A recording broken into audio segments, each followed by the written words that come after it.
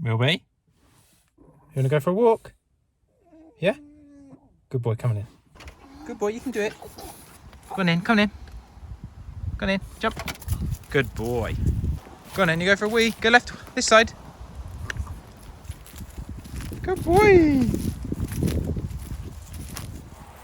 Hi guys, it's Sunday the 27th of September, and after some seriously nice weather in the UK, the temperatures have plummeted and it's brassic. It's seriously cold and I'm having to wrap up. But still, we got to get outside and do some walks with Wilbur and cheer ourselves up. This is literally one of my favourite things to do. So, welcome to video 3, where we are going to talk about the third aspect of Mind, Body and Whole, which is food. Hence whole food in the name. So where do I start? So let's get something out of the way, which is how do I eat? I touched on it in the first video. So the best type of diet, I think, is a whole foods plant-based diet. Now, does that mean I'm a vegan? Does that mean I'm a vegetarian? Does that mean I eat meat? Well, in all honesty, I don't actually think it matters. As long as most of your diet consists of plants and whole foods, then honestly, it really doesn't matter. And after all, it's your choice. So I'm not one of these people that's going to preach and say, oh, well, you know, I'm a vegan, so you totally shouldn't be eating meat. Do you know what? It's my opinion, and you have your opinions. And I think militant vegans and those that push their opinions on other people, it's really not the best way to go about making changes. If that's what you want to do, you should lead by example and press the good points of a diet. So then people might see the benefits and might ask you questions and therefore want to follow. So, am I a vegan? Well, since 2016, when I worked away in South Korea, I made the change to a vegetarian diet. And why did I do that? Well, when I was over there, I was away from Sean and Wilbur, and I was very much missing Wilbur. And ongoing at the time in Korea, they had a dog meat eating festival, which sounds super barbaric, but do you know what? And there was a lot of uproar on Instagram about it and Facebook. But I felt very hypocritical, you know, having a strong opinion on that, because I was also cherishing an animal at home that I live with, my dog. And I felt, well, how is saying it's wrong to eat one animal and not another animal different? You know, why should they be different? They're all sentient animals. So I got off the fence and decided to change my diet to a vegetarian diet. So at the time it included still eggs and dairy. So I was having like protein shakes. But soon after that, I watched a lot of documentaries that probably some of you guys have already seen on Netflix about how a vegan diet can impact the environment, and it's very good for the environment, and how it has lots of positive health effects. So I then decided to cut out dairy and eggs, and I ate like that until probably just until Arthur was born, which was about a year ago now. So I still eat a strong plant-based diet, don't eat dairy, but however, don't judge, I've occasionally had eggs and also some fish. And why is that? Well, I think what's happened is I do a lot of cooking at home, and Sian, my wife, isn't a vegetarian. She only eats basically how I cook, and when she's out and about she'll eat meat. And I didn't want my son to be subjected to my choices at such an early age. So I want him to grow up and make his own choices about whether he wants to eat meat and dairy, etc. So some of the meals, just for sake of ease and variation, include occasionally fish, eggs, and a couple of times dairy. So you could label me if you wanted a label, which I don't think it needs to. It really is a vegetarian. But most days I probably don't eat any dairy and I don't eat any eggs. But once again, I think if you're gonna have a diet per se, they shouldn't be too exclusive. And the only rules that I would say that I would advise someone if they say, hey, how do you want to eat? Or sorry, how should I eat to live well and eat well? Is whole foods. Get as many whole foods into your diet as you can. So that's colourful fruits and vegetables, and foods which are minimally processed. That doesn't mean you can't have processed foods. It's just like most things in life. You want to eat things, sort of the 80-20 rule. So 80% of the time you're eating as best as you can, which is whole foods.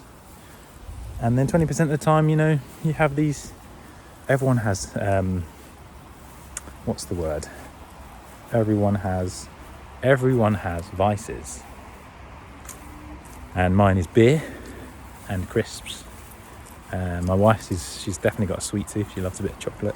But you know what? You can have those things occasionally as long as you're eating well most of the time. I mean, of course, you can eat crap all the time, but I honestly think that affects how you feel, how you perform during exercise, and how you sleep, and all these things. So that's kind of rule number one. A whole foods, plant-based diet, predominantly. Whether it be meat, fish, or dairy, whatever. That's it. So that means, trying to cook your own food where you can. People say, is this shake all right? Or, is this this protein bar, it's got 0 carbs in it. Well, do you know what? Generally, things in bar form are not that good for you. Things are in bar form or boxes. Flip it over, read the ingredients. If you don't understand what some of the ingredients are, chances are it's not that great for you. So yeah, I kind of use that as a guide as well.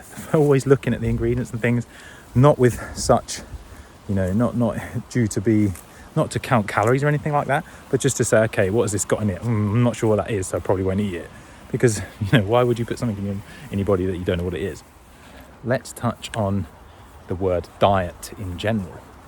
So, a diet would imply that it's a regime for eating which is not the norm, or a regime of eating which you will do for a short period of time and maybe to make drastic changes. And I think this has its place, say if you're trying to get in shape for X, Y, and Z, maybe a wedding, or you've got that holiday you want to go on, then maybe diets can help you, right, get to where you want to be. But at the end of the day, if you're on a diet per se, then it's not a sustainable way of eating. You should really try and find a way of eating that you enjoy. Therefore, it can be a lifelong way to eat and a method to eat, because food is enjoyable. Although it is very powerful in how it can affect you, and what you put in your body will affect how you feel, how you sleep, as I say. But if it's not something that is going to be long-lived, then forget it, because maybe 6 weeks down the line you jump back onto your mini burgers and microwave meals and processed food, McDonald's and all that stuff, because you've been restricting yourself. So think about that when you are trying to choose a way to eat. Throw things in there that you really do like, or you really want to eat. Just don't eat too much crap. Keep things colourful, fruits and veg, whole foods, potatoes, rices, And by the way, let me just say, like, people are like, do you eat bread? Do you cut out bread? I'm like, no, I eat bread.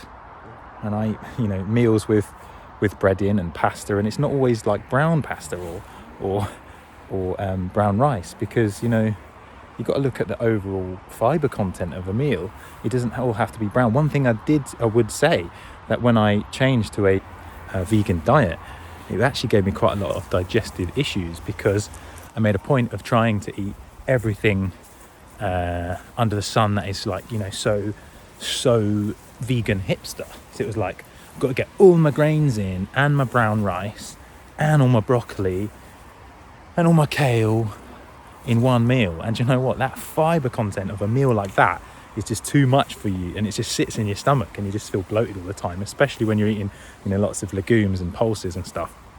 So I found over a couple of years into the diet that it doesn't have to be that way. You can have white pasta as long as you've got like some veg in there and some grains or pulses.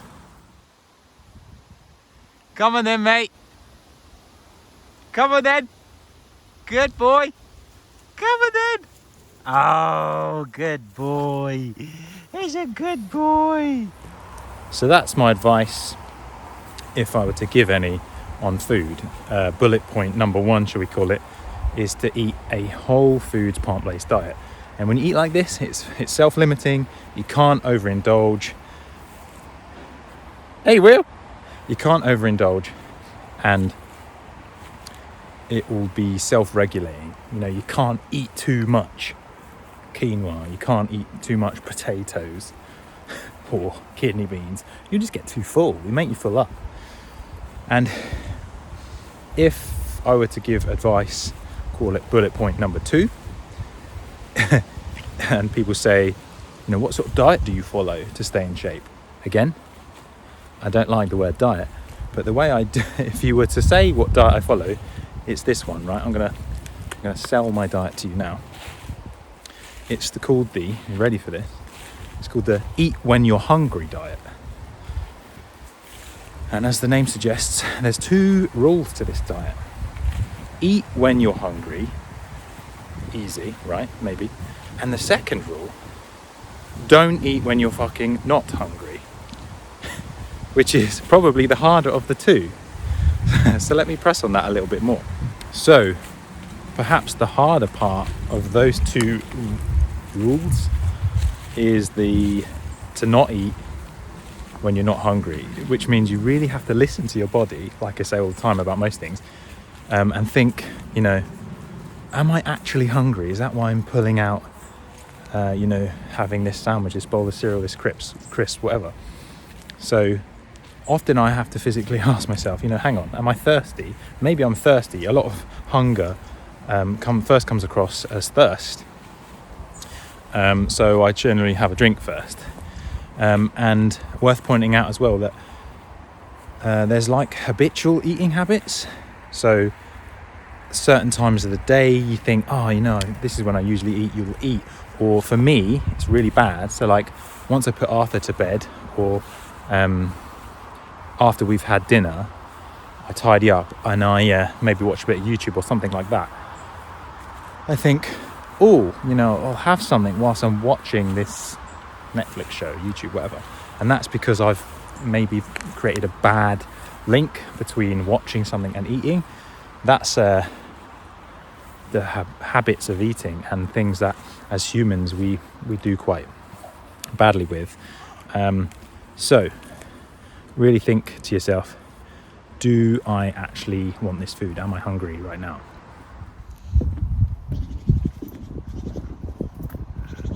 Good boy, what you got? You got a stick? What you got? Good boy, get that stick.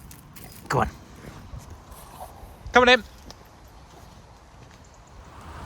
And to touch on rule 1 again, so eating when you're hungry. So if you're eating the right things, they'll be self-limiting. You can't eat too many of them. Often in the junk food world, there's like the combination of processed carbohydrates and fats. So say, like, I don't know, just off the top of my head, I say like a donut or something. That sends off so many amazing feelings and sparks in your brain that it becomes super addictive, and it's like bloody crack or something. And in the whole foods world, there is actually no plant or whole food that exists that is both high in fat or high in sugar together, because it's not natural. And as humans, and we've cooked, we've made that deadly but tasty combination. And so if you're eating natural things, you often won't find that crazy combination of high fat, high carb together. So let's say, for example, like an apple, very high in sugar, but no fat. Let's look at a handful of nuts, very high in nuts, not many sugars. But that's not to say you can't pair these together. As soon as you process things in, say, bar form, where you get lots of dates in it and then you've got lots of nuts in it, it's very easy to consume very quickly, and there's a large amount of calories just soon adds up. Wilbur, where have you gone? I can see you in there. What are you doing in there? Are you stuck? Will, come out of there. Come out of there. Another thing I'd like to say is that over the 5-10 years I've been training and really watching my diet. There we go with that word again, diet. But trying to eat for health reasons, let's call it that. I would say maybe 5 years ago, I was a big user of myfitnesspal. You know, the app that tracks your food and tells you how many calories per day you should be eating based on your movement, and you can scan all the barcodes to say what's in this. And then if you get really into it, you can add quantities of food, like X number of nuts, or you start weighing your porridge oats or something like that. Well, it's great. I think it has its uses for people that don't really have a great idea about how many calories they should be consuming to maintain their weight, or perhaps for people that don't really have a great grasp initially of how many calories are in a specific item of food. Say like, you know, like a pizza, people are like, it's like 400 calories. Nah, probably looking at like 1400 calories. So it's good for those people that are trying to change their weight, because it'll advise them on how much calories are in a specific item of food. But you know what? I've stopped using it around about the same time I went super stressed. I deleted that off my phone because it was just another thing to make me stressed. I had my work emails on my phone, I had Instagram, I had myfitnesspal. I used to tether it to my Apple Watch and a cycling app, so I'd be cycling here and there, be like, ooh, I can eat another 90 calories. But you know what? That is not a way to live your life. It drove me mental, and I was doing this, honestly, without fail for about 5 years. And it would get to the point where I was like counting my numbers of almonds I'd eat, or if I was at work and someone would pass around some food, I'd be like, yeah, I'll have one of those, thanks. And I'd have to scan the box that it came in so I knew exactly what I was eating, so I could minus that from my daily intake of calories. And honestly, people would like look at me and be like, you're an absolute mentalist. And at the time I was like, nah, you just don't know how you should be eating, because this is really a scientific approach and I know exactly what I'm eating, because then I can control what I'm eating and the ins and outs of everything. And it was just a way of being in control. But you know what? At the end of the day, it actually completely controls you. And I would advise to not eat like that. If it fixes your macros is what it's called, or counting your calories at first, maybe for a couple of weeks, just to know how much food you're eating and maybe how much you should be eating to maintain. But get rid of that shit. It is properly mental and drives you mental. Believe me, and I've got some friends that have been in the same position. It is just really, really not that healthy to eat like that. So what I'd advise is the eat when you're hungry diet, because that is far more healthier. And when you learn to eat intuitively, become happier, and you can make some choices in the day. You don't have to worry about where your phone is and what you have to scan and you know, can I eat those 3 Quality Street at Christmas, or I don't have the calories to spare. Fuck that, it's proper mental, and I can't believe I used to eat like that for years and years and years. Honestly, I would have scales out on the work surface to weigh liquids. Be like, this overnight oats I'm making needs 250 mils of oat milk. So I would weigh it to the millimetre, which is time consuming and, needless to say, very stressful, and not a way that you should continue to live your life, right? I think that is just an absolute bafflingly crazy way to look at food. Yeah, food is energy, but it's also there to be enjoyed. It can be a great thing, it can be a mood changing thing, uplifting for you. It's there to be a social thing to enjoy with your family and friends. And that's the other thing. When I was tracking my calories, I wouldn't really want to eat somewhere unless I knew the menu was on myfitnesspal, because I'd be like in turmoil over what I would order, because the plant-based burger and sweet potato fries isn't in myfitnesspal. So I'd be like, oh no, is it 900 calories or is it 800 calories? Oh, Jesus Christ, I'm in so much turmoil. Like, that is just mental, right? So forget that shit. Honestly, please, if you're doing that, I respect you. It's a nice use of technology and very clever, but I would imagine if you've not been doing it a while, you'll eventually get hooked and probably won't want to leave that way of eating, and you'll soon become a little bit anal like I did. So, wow, the weather's really cheered up actually. It was like 5 degrees yesterday morning, and now, I don't know, we're at somewhere in the mid-teens. And I know there might be a few of you out there that use myfitnesspal because they're like, yeah, but I don't want to undereat. I want to gain weight. And I use this app to help me monitor how many calories I need to eat. Yeah, okay, cool. But, you know, in the same way, if I want to put on more weight, I'll just make sure I get another meal in or add more to the meals I do eat. It's just the same principle. It's just far less anal and controlling, and it doesn't become you. So please just consider deleting that app and eating more normally. For years, many people have done that, and there's still fit people that weren't obese. I mean, now there's probably more people that are obese, right? But I don't know if that's due to myfitnesspal. But just don't do it. It's take it from me, it just adds extra stress into things that you don't need. Just eat whole foods. Just do it. You had enough now? You want me to take you home? Good boy, look at it. It's nice out, isn't it? It was cold this morning.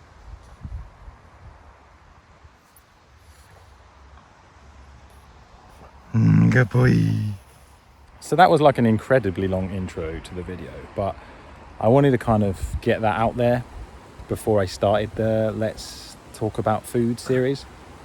But the plan for these videos is for me to just show you that I do eat a plant-based diet, but you know what? It's not going to be, sorry to disappoint, but it's not going to be any of this hardcore vegan hipster type meals. You see that I still use normal ingredients. That's one of the things when I follow these people, when I first started following people that were vegans that I looked up to, aspired to be, etc., which is a weird thing anyway, they would cook things that I'd be like, yeah, that looks tasty, you know, but where the hell did you get those ingredients from? And it's, for me, it just wasn't that realistic to eat like that. So I'm going to show you some more easy meals that are still healthy, still balanced, still contain whole foods, but, you know, just not a huge burden on your life with regards to preparation and time it takes to cook. I mean, I've got, you know, a busy life like everyone else, and I haven't got time to like really make something amazing. So sorry to disappoint anyone out there, but if you're following me to see some fancy food, you're not really going to get that, but you might get some ideas from the things I make and how I cook.